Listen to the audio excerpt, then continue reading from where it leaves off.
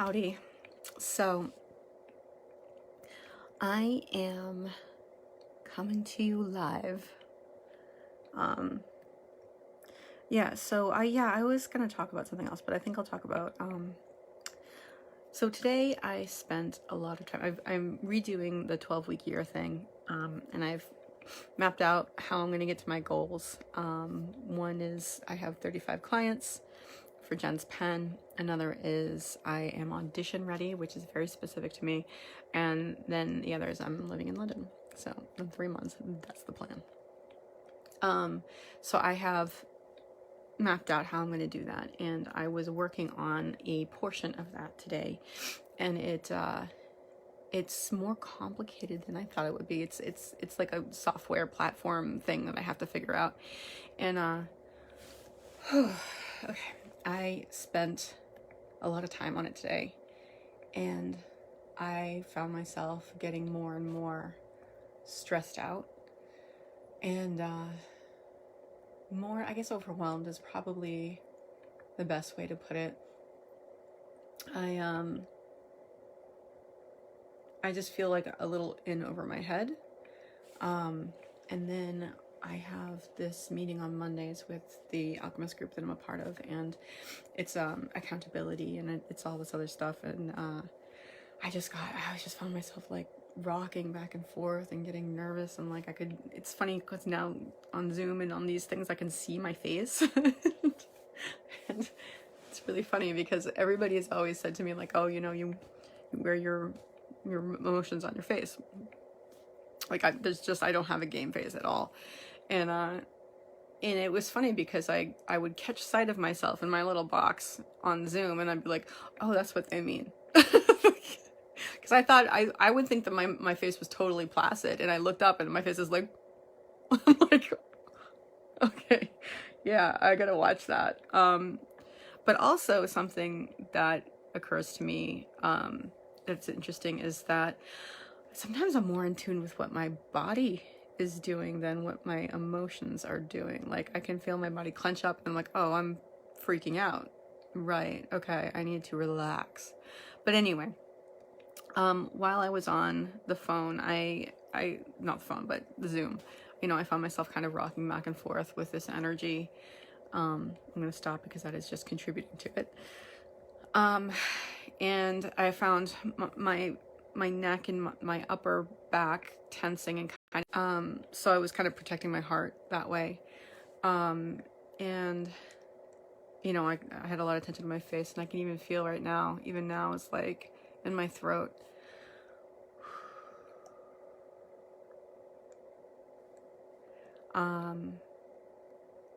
And I found myself slipping back into this particular way of thinking that is not helpful. And it's that, like, it's almost a desire to be stressed. That's not exactly it, but I'm going to circle around it for a little while, and let's see if we can get there. Like, maybe it's more like, it's just the way that I was used to reacting to stress, and that's to create more of it. Like I said, I found myself, I'm not going to do it because that is freaking me out. So I found myself rocking back and forth. Small, I mean, I'm not like with my knees up to my chin, I was just on my chair kind of doing this. But it's funny because your mind has this feedback loop with your body where if you're doing things that you do in that, like physical activities that you do that are related to an emotional activity, such as rocking back and forth when you're stressed out, it becomes like a feedback loop. So when you are rocking back and forth, that adds to your, because seriously, I just now going back and forth, like it upped my stress level. So that's good to know. But I felt like, yeah, like I almost like I forgot that there's another way to react to stress, and that somehow being stressed is something of a virtue. not exactly that, but very similar. Like, it's what I should be. Like, stressed out is what I should be.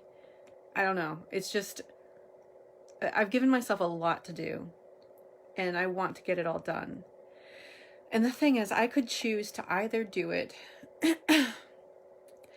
feeling overwhelmed and feeling like I can't stay caught up with things and feeling constantly under the gun. I can choose to do that, or I can choose to take a deep breath and remember that there is another way to handle it. You know, because I get into this, and I found myself doing this, and I haven't been there for a while. I get into this like stress hole, excuse me, like just this like, it's like just a funnel. Everything comes back to like the stress hole, like, and I get kind of like blinders on, you know what I mean? Like I can only see the one thing, and it was just a weird thing to get caught up in again, because I haven't been caught up in that exact thing for a while. And I really found myself wanting to express how stressed out I was and talk about it. And like, it was good that I was there in this particular community room, because that's not really what we do. we don't go negative, we go positive. So it's like I was being very mindful of the fact that I couldn't do that. And but I guess the positive thing is I was noticing that it was happening. So that's good.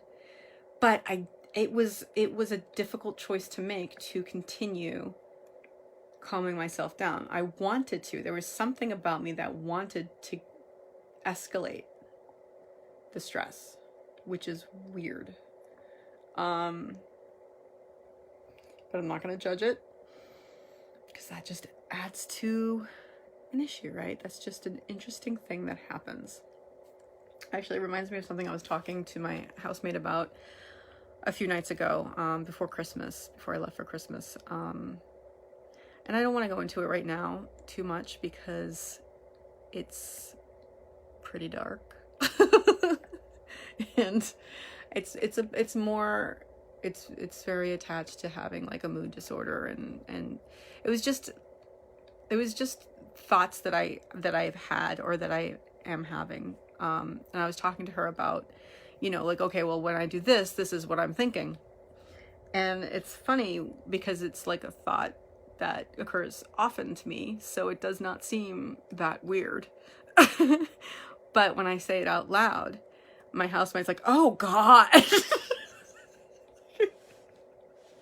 It's like, oh, like she was like, oh, that's terrible, that's awful. And I'm just like, because like with her, she and I are similar in some senses. She has a lot of really messed up things that she does too. So for her to be like shocked and just horrified that I would think these things to myself was kind of a wake-up call. Yeah, it was interesting. I guess I should probably talk about what that is now, because like you're all fascinated. You're all like, wait, no, tell us more. But yeah, no, I have, okay, this is stuff. So, as you may know, or not, because I don't know that anybody watches these things, I came out of a pretty severe depression, like a year and a half ago.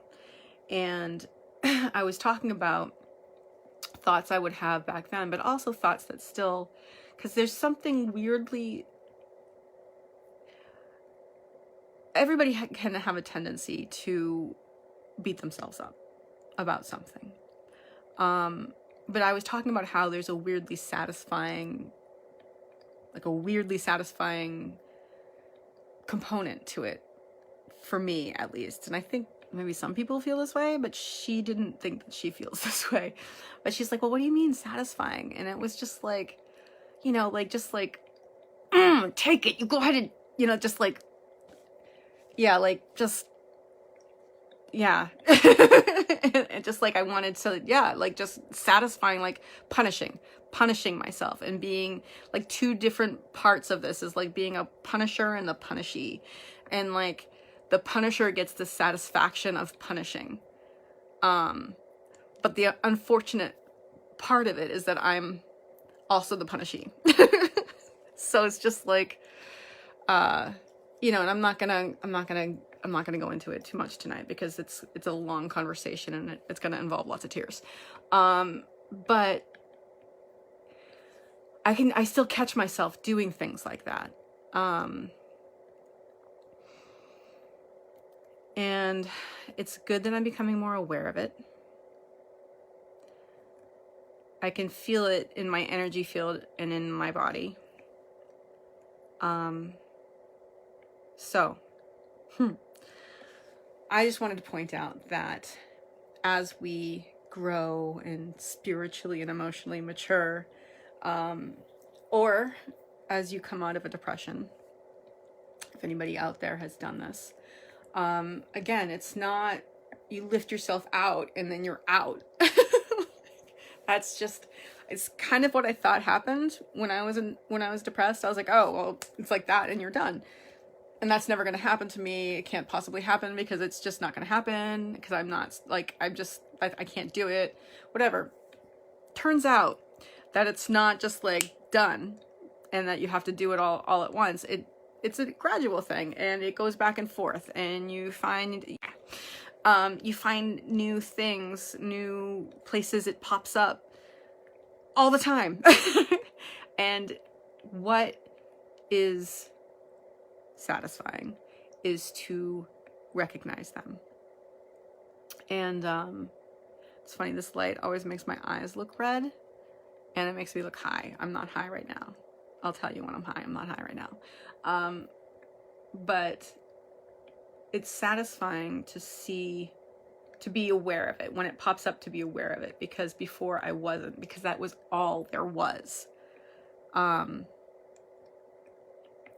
And it's good to know that that's not all there is. But for anybody out there who maybe has these, maybe not these exact thoughts, but something in the similar vein, one of those, because that's part of having like a mood disorder or part of mental illness, that you have these thoughts that are on constant repeat. It's good to recognize when they're there, because it used to be that they were always there, so there was never recognition. But now they pop back in and I'm like, oh, look at that. So that's positive. And anybody out there who has that sort of thing, I am living proof that you can work yourself out of it. It takes time and it takes work, I just didn't get that it took work. I got that it took work, but I didn't really understand. Yeah, it's a switch in mindset, but you can do it. And don't give up. It doesn't happen all at once. If you find yourself slipping back, just be happy you recognized it. And that's what I'm going to say. That's what this is about today. Being happy that you recognize old patterns when they pop up, because now you're like, oh, look, it's the old pattern. Let's do something about that. As opposed to, this is just how I think. But yeah, going back to the stress thing that I was doing this today, it's like I was getting really this weird part of me that I'm familiar with it, that whole familiar thing of getting caught up in the stress, getting, just like, I don't know, it reaches this level and then it's like, pew! It's very hard not to go with it. It's very hard not to go with it, but I was very aware of it today, and that's very good. Not the entire time. I noticed, I'd get into it and then I noticed it, because if I had been aware of it from the beginning, I wouldn't have gotten there. Right? Relaxing, releasing. So I recognized that old pattern of wanting to get stuck, wanting to get caught up in it and wanting to have not being part of my identity. That's the other thing. For a very long time, being overwhelmed and stressed out all the time was part of my identity. Just kind of messed up, but at least it's not like that anymore. Yeah. So yeah, and it's weird. It's weird. This isn't a very sensical video, but I'm figuring things out here. It's, yeah. And there was a part of me that wanted to be demonstrative. And it's like I wanted to call attention to myself for being so stressed out. I wanted sympathy or maybe pity. Yeah. Just attention.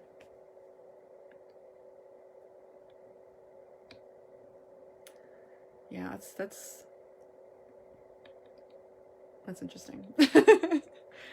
Yeah, it's like being a little kid again when you just want attention for something, which I get. I mean, I've been spending a lot of time alone lately, but not forever. Now is the time. Just go at it hard and come out the other side, and it's gonna be fucking awesome. So my thought I'm gonna leave you with is, yes, it's a process. It's not all at once. It's fits and starts. It's work, and sometimes you recognize that you're slipping backwards. But the thing to be grateful about is that you recognize that you're slipping backwards. You recognize, maybe not even slipping backwards. You just recognize the old thought pattern or the old habit comes up, and you have a choice whether to go with it or not go with it. I chose today not to go with it, but it took some doing. I was on the fence about it for a while. So I'm glad that I chose not to go. Although, even though I've chosen not to go, and I'm telling you this right now, like inside, there's still stuff happening. There's still stress stuff happening. So, even when you make a choice to not let it be that way, to not go with it, it's not like it, I see this, my steam, what is it? I have this set up against my, diffuser, my oil diffuser, and then the lovely steam is coming down. That's why you're seeing the steam. It's not steam, it's just diffused water. But I was in the middle of a thought there. Distractibility. Yeah, so I was on the fence, and I did choose not to go with it, but even though I chose not to go with it, it's still here, and it still has to be released. The energy is still there. I'm just choosing not to to act from it, which is a big deal. And also talking about distractibility, because I got distracted with my distractibility. There was a really good lecture that Mickey Singer was doing, the guy who wrote Untethered Soul, did, that I should probably put a link to underneath. And he was talking about presence, about being, present in the moment, and how being distracted actually steals our soul, because our soul is our attention, right? It's our consciousness, and we can choose where we put it, or we can let something else take it. And in the act of refocusing and choosing where you put your attention, choosing where you put your consciousness, that is your act of reclaiming yourself, which was a cool idea and the subject for another video. So I'm going to be grateful for the noticing of the old patterns, because that means that I'm not stuck in them anymore, that they're not my regular go-to anymore, that I can feel the like, oh, this is a familiar feeling. This isn't where I want to be. And then I can choose to go somewhere else, to put my attention elsewhere, and to relax and release and get rid of the energy. So I'm grateful for that. And I hope you guys out there can also see that you too, all of us, can always choose to have a grateful night.